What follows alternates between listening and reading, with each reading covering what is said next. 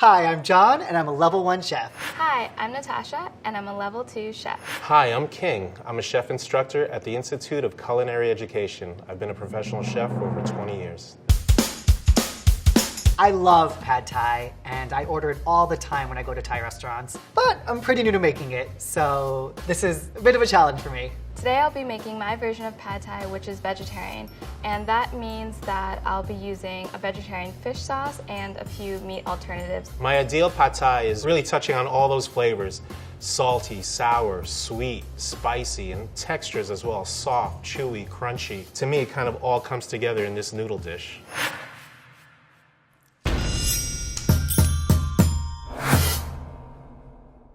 First, I'm gonna make the sauce. So I'm doing a very simplified, pared down version. As you can see, just a couple of ingredients. Very simple, dump it all in, mix it up, call it a day. Brown sugar. I'm gonna start with the palm sugar. I try and dice this as fine as I can dice. It's very funny cooking at the right height.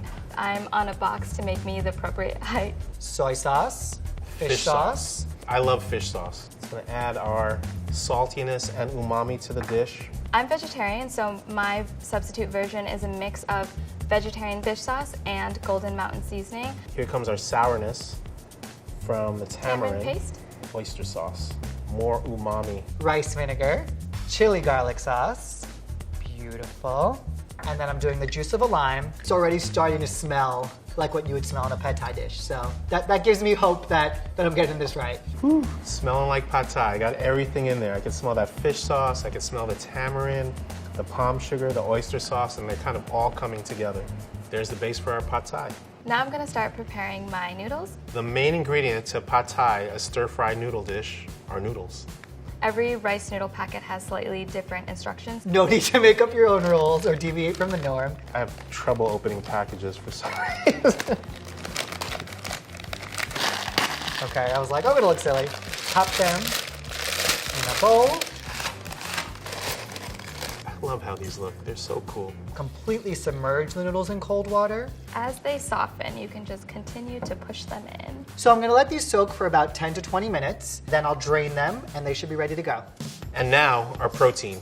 For my protein, I'm going to be using tofu. Right now, I'm going to cut the tofu into cubes and then I'll add some seasoning later. We want everything to fit kind of in your chopstick or on your fork. I cook it on the wok separately so it gets crispy and it won't break up when I mix it in with the noodles. The tofu is all cut. Here's our diced tofu. So I'm making a chicken pad thai, and as you can see, I have some boneless, skinless chicken breasts here. I'm gonna cut them up into small bite-sized pieces. Tofu pad thai is okay. I mean, if you're vegetarian, sure, go for it. But for me, chicken always trumps tofu any day of the week. And then liberally season them with salt and pepper, and they'll be ready to go. Next up, our sausage. We're just gonna cut them on the bias, meaning on a slight angle, keeping them uniform. I wish these prawns were alive, but they're not. Basically, we're gonna twist the head off. I'm gonna take off the shell right now. Almost as if you were cleaning a shrimp. We're doing the same method, just these are just larger. When you wanna dive into a bowl of noodles, you don't want a fork, you don't wanna peel anything. You just wanna get in there, dig into those noodles and go right into your mouth. But we are gonna keep one. We're gonna keep this guy and deep fry him. We're gonna take this out here, and now he's clean. Two things you could do here. We can leave this whole like this. I have a big mouth, so I don't have a problem. I could probably eat this in one shot. It'll also cook well if it stays intact, so my preference is to leave it whole. I'm gonna make a slice here that'll kind of keep it from curling up into a little ball. The proteins are prepped, and now we're gonna move on to our additional ingredients. So to go with my chicken, I also have a bunch of veggies. I'm gonna chop my green onions. Garlic chives. Scallions. Nice and thin. Garlic. Shallots. Let's cut them in half. My eyes. Probably should have done this last. Bean sprouts. Ready to go, so no chopping there. Eggs. I'm going to julienne the carrot to my best ability. I don't know if carrot is traditionally in pad thai, but I like adding carrot because it's a little bit sweet, so it complements the sweetness in the sauce. And now for some red bell pepper. Doing just a pretty thin slice. I want it to have a little crunch, but I also want it to make it cook and not raw. I'm going to chop the peanuts. Half of the peanuts will be cooked in with the pad thai and then half will be topping. You just need to rough chop them so they're not all whole. Ba-ba-da-ba. Pickle radish. I love cooking, but for some reason, I don't like opening cans. Do you want me to cook anything? I'll cook your shoe. I just can't open a can. I'm doing it. Boom. It's time to cook. First up, I'm gonna drain these noodles. These rice noodles are so easy to work with. As you can see, they're super pliable. We're about to start cooking our pad thai. This is how it should be when you're cooking. You gotta have everything in front of you ready to go. Use canola oil, vegetable oil. Do not use olive oil. That has a low smoking point. It will burn, and we don't want that flavor in our food. Not in this dish. Garlic. I like that. I like that sound. Shallots. Our garlic and shallots are in the oil. And you see that smoke coming out, and you can see it sauteing now. You can't smell it. Not yet. Soon you will, but I can smell it. And already it smells like victory. Drop in a little peanut oil. Let that get nice and hot. Toss the chicken here. Gonna saute the chicken 3 to 5 minutes. Make sure it's fully cooked through, and then add in my veggies. Just gonna add this carefully to splatter.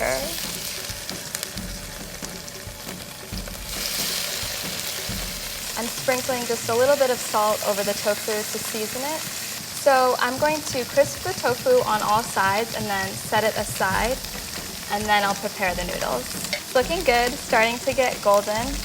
I always feel impatient doing this part because I want to stir it, but I need to just let it crisp. And if I over stir it, it breaks them. When I first started eating tofu, I didn't like it, and that's because I didn't have it seasoned properly. I really love tofu. So the tofu is all done. It's golden on all sides. It's firmed up and it's pretty crispy. Our sausage is in there. It's mixed with the garlic. As that sausage is cooking, it's rendering out the fat. The fat is coming out of that sausage, and now we have oil that's flavored with garlic, with shallots, and with pork. We could eat this right here. You can see it crisping already on the edge, the sausage, right? That's a very good sign. Looking good, smelling good, feeling good. I'm gonna go in with these prawns. Now it's talking to me. Feel that oil coming out, the moisture hits the oil, bang, bang, bang, splash, splash. I'm gonna add fish sauce for our prawns. You know, we're gonna turn this guy to cook the other side. Let's get our tofu in there. Remember, our tofu's cooked already. It's not really cooking we're concerned about. Now we want to heat that through. We want to get the prawns cooked, and we want to get that tofu heated through. Just gonna put all my veggies in right on top of the chicken. My bean sprouts. Red bell pepper. Now I'm just gonna let this cook through for a few minutes. Let the veggies get soft. Not too soft though, I don't want the veggies overcooked. Once the red bell pepper starts to wilt, that's the level of cook that I want. I'm going to add the shallots and garlic, carrots, chili flakes. I'm mixing it and then cooking it until the garlic starts to brown slightly. Now let's talk about scallions. Let's get scallions in there.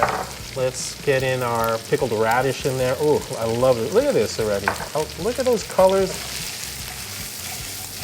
Wow. I'm loving this. Look at the beans. Put all the beans. We'll get more later, right? So I'm gonna scramble my eggs and then cook them right in the center. Beautiful. And the egg cooks quick, so you definitely wanna move it around quickly in there. And now that my egg is cooked, I'm gonna go ahead and incorporate it into the rest of the ingredients. Wanna make sure everything's nice and distributed. Really work that egg around the entire pan. Probably gonna use 8 ounces of noodles, but you can eyeball it. Woo! That looks like a nice amount, so almost all of it. And last but not least, pad thai sauce. Tongs are your friends, especially when working with noodles like these. They're so thin. I just wanna make sure all that goodness that we cooked up just before gets really worked into the noodles. The rice noodle is great because it's so versatile. It really soaks in all that great juice from the sauce. So the garlic has cooked down a little bit. I'm going to add the sauce. And then the noodles.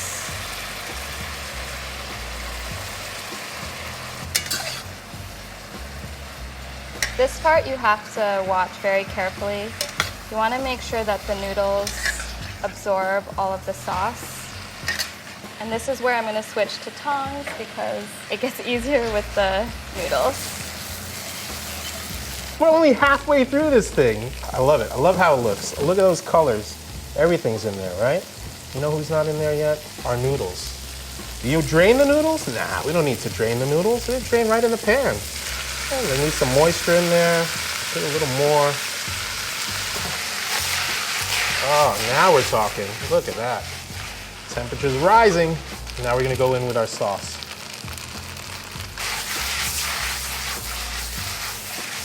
Fish sauce. I love fish sauce. I probably said that a couple of times. I love fish sauce. Fish sauce, which is my favorite. I love fish sauce. Fish sauce. Fish sauce. Fish sauce equals winner.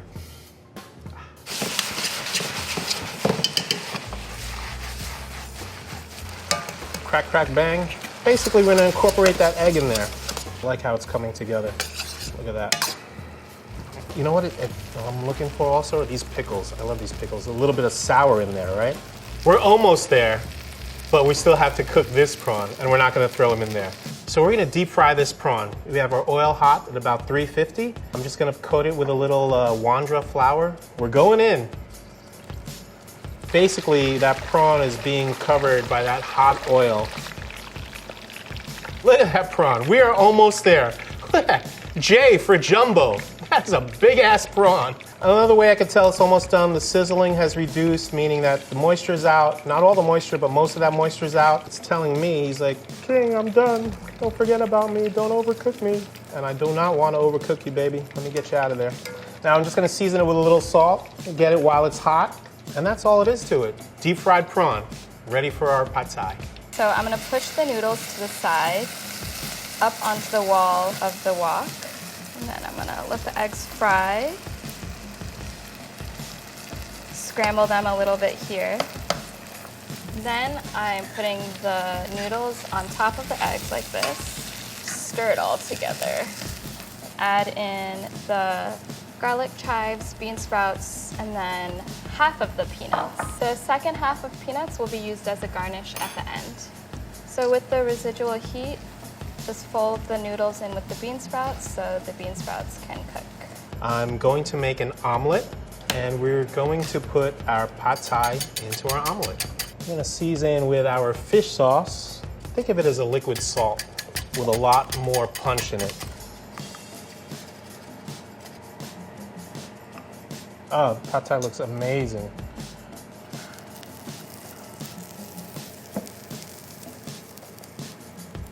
Here's our pad thai wrapped in our beautiful egg on top of a banana leaf. There's some oil with the omelet, so this will pick up some of that oil. It's just a nice backdrop to have in here, and it reminds me of Thailand. You know? There's our pad thai, but we're still not done yet. So now it's time to plate this up. I'm sure there's like some chefy way to get them out. I don't know what it is. Oh, maybe it's that. Looks pretty. Make sure to get tofu because tofu is my favorite. Rip some fresh cilantro. Oh my gosh, it smells so good. Let's start with some chili flakes here, some pickled jalapenos, fresh serranos, fresh chilies in there, right? Scallions in there. We're gonna go right over the top on the peanuts. Just on the side, and just to make it pretty, I'll nestle some tofu right on top. And then one lime wedge on the side. Squeeze it right over. Oh my God, gorgeous. Drizzle a little bit on this here, and we just put this baby right there, just like that. That's the pad thai. This is what I'm talking about. Our pad thai is done. This is my pad thai. This is my pad thai. And this is my pad thai.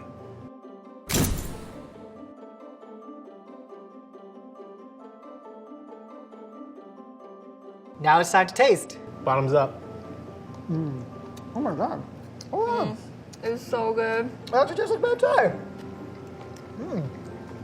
It's delicious. For a simple modified version of pad thai, I'm very happy with how this came out. I like having this dish when I know I'm going to be drinking, and I like having it when I'm hungover as well. Everything is in there. I get sweetness from the sausage. I get the heat from the fresh chilies, the pickled jalapenos, that tofu's in there. Really, that's what the magic of pad thai is There's so many flavors and elements and textures going on. And I didn't even get to the crispy fried prawn. Look, here we go. Cut this bad boy up. Woo! Oh, look at that. Get some of that. Oh my goodness. Pad Thai, baby. Pad Thai is a plate of everything that's delicious and satisfying. It's carbohydrate rich with proteins and vegetables and has layers and layers of flavor, sweet, salty, sour, and savory. All of our chefs used rice noodles, which are traditional for Pad Thai. Rice noodles are made by soaking rice in water, grinding it to a paste, and partially cooking it so that some gelatinization or starch swelling takes place. It's kneaded to form a dough and then stretched and extruded to form long noodles.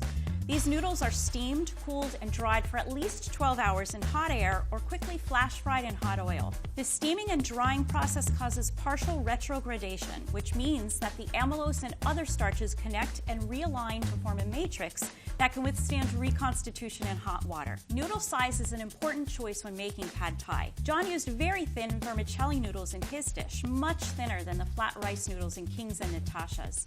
John's noodles rehydrated and cooked more quickly because of their smaller diameter, but Natasha and King's thicker noodles were able to absorb more sauce while cooking thanks to their increased surface area. It's pretty darn close.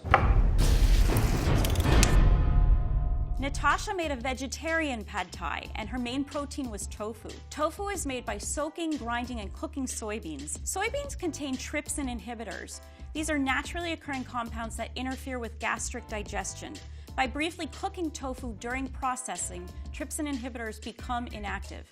Natasha used firm tofu, which is further processed by pressing to remove excess water and holds up well to frying. King used tofu in his dish as well, but also added large shrimp or prawns and Chinese sausage. Chinese sausage is a hard sausage that varies from region to region, but is often pork-based, smoked, and seasoned with soy sauce, chili powder, and sodium nitrites. The sodium nitrites give the sausage a reddish color which is persistent even after it's cooked because the nitrate forms nitrosyl hemochrome, a pinkish pigment that is heat stable. If you don't love sausage, I don't love you. All three of our chefs added scrambled eggs to their Pad Thai. The eggs not only add protein and richness to the dish, they also help thicken the sauce. This is thanks to phosphatidylcholine, a phospholipid emulsifier found in the yolk. John's sauce included fish sauce and rice vinegar. Fish sauce is full of umami, that savory, mouth-filling quality associated with glutamic acid and glutamate in foods. It's full of complex flavor with fruity, buttery, roasted, malty, and meaty notes.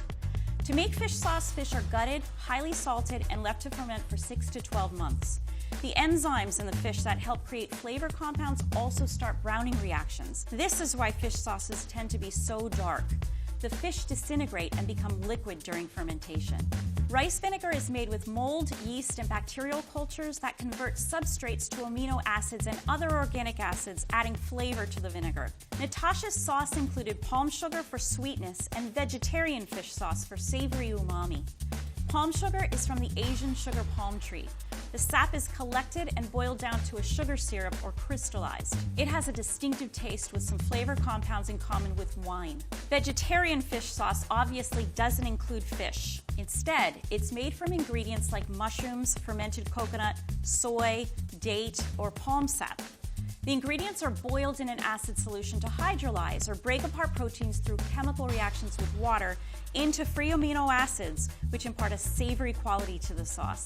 King's sauce included tamarind and oyster sauce. Tamarind is a brown fruit pod with an intensely sour-sweet flavor profile. Tamarind paste is made from the sticky, fibrous, sour pulp that surrounds the seeds in the pod. Tartaric acid is one of the main components that contributes to the sour flavor. Next time you're in the mood for some delicious and satisfying Pad Thai, we hope you'll use some of these tips from our 3 inspired chefs.